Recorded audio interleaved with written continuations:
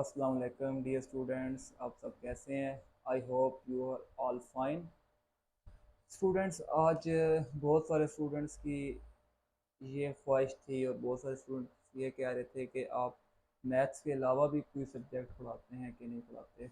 मैंने कहा बिल्कुल पढ़ाता हूँ। इंग्लिश ग्रामर में मेरी बहुत अच्छी ग्रिप है और इंशाल्लाह आज आपको इंग्लिश ग्रामर का जो पहला टेंस है वो प्रेजेंट इंडेफिनिट टेंस को बताता हूँ।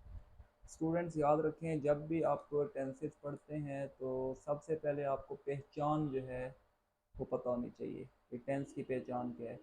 प्रेजेंट इंडेफिनिट टेंस की पहचान होती है उर्दू के जुमले के आखिर में ता है, ती है, ता हूँ, ते हैं वगैरह आता है। जो भी टेंस करेंगे तो सबसे पहले उसकी पहचान आपने सीखनी है।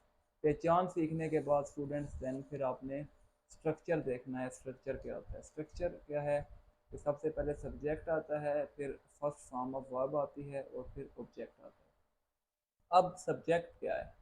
सब्जेक्ट होता है फाइल, यानी काम करने वाला। फॉर एग्जांपल, जैसे एप्पल है ना, तो एप्पल मैं कहता हूँ आई ईट एप्पल, मैंने सेव कहा।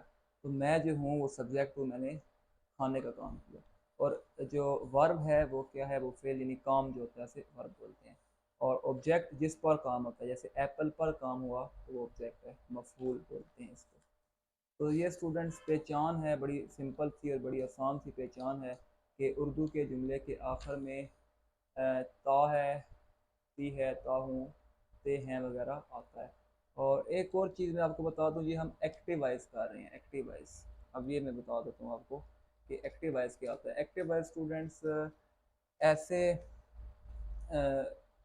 ऐसे सेंटेंस को बोलते हैं जिसके अंदर हम ऑब्जेक्ट, सब्जेक्ट और ऑब्जेक्ट दोनों को डिस्कस कर रहे होते हैं, दोनों की बात कर रहे होते हैं। अब स्टूडेंट ज़रूरी हदायत क्या है कि इसको जब इंग्लिश बनाएंगे तो कैसे बनाएंगे? अगर सब्जेक्ट आपका सिंगुलर हो और थर्ड पर्सन हो, सिंगुलर हो और थर्ड पर्सन हो, तो वर्ब की पहली हालत यानी फर्स्ट फॉर्म के साथ आप एस या ई एस का इजाफा करते हैं, इजाफा होता है। तो अब फर्स्ट पर्सन क्या होता है? आई फर्स्ट पर्सन होता है, you second person, he she it third person, या कोई सिंगुलर नेम भी, वो भी थर्ड पर्सन होता है। अब इसकी एग्जांपल है, मैं पानी पीता हूँ। तो इसमें सबसे पहले टेंस को पहचानना है आपने। मैं पानी पीता हूँ, ये टेंस कौन सा है? लास्ट में देखना है, ये प्रेजेंट इंडेफिनिट टेंस है, ठीक है, ये पहचान। और उसके बाद इसका स्ट्रक्चर क्या है? सब्जेक्ट आता है, फिर फर्स्ट फॉर्म ऑफ वर्ब आती है, फिर ऑब्जेक्ट आता है। वर्ब आपको पता है काम होता है। तो इसमें देखें, पहले आपने ये देख लिया ना कि ये कौन सा टेंस है। उसके बाद फिर आपने इसका स्ट्रक्चर देखना है। सबसे पहले क्या आता है? सब्जेक्ट। तो सब्जेक्ट आपने आइडेंटिफाई करना है, तो क्या है? आई, यानी मैं, ये सब्जेक्ट है। और ये पानी क्या है? ये ऑब्जेक्ट है, इस पर काम हुआ। और पीता हूँ ये वर्ब है। तो मैं पानी पीता हूँ, आई ड्रिंक वाटर। उसके बाद है वो सच बोलता है। अब कौन बोलता है? सब्जेक्ट इसमें ही होगा। और सच बोलना जो है ये होता है स्पीक। तो और क्या बोल रहा है? वो सच बोल रहा है, ट्रुथ।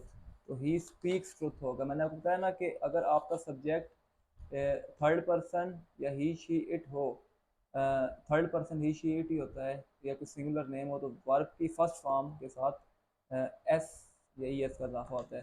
तो ये स्टूडेंट्स एक शॉर्ट सी वीडियो थी, जस्ट मैंने आपको इंट्रोडक्शन दिया कि प्रेजेंट इंडेफिनिट टेंस ऐसे होता है। एक बहुत इंपॉर्टेंट बात, अब अपने कानों को आपने हाजिर रखना है और कानों में ये बात डालें कि स्टूडेंट्स कोई भी जो टेंस होता है, मुझे अल्हम्दुलिल्लाह सारे टेंसेस बहुत अच्छे से आते हैं और मैं आपको भी इंशाल्लाह सब बहुत अच्छे से सिखाऊंगा कि कोई भी जो टेंस होता है उसमें सबसे पहले देखना है हमने पहचान।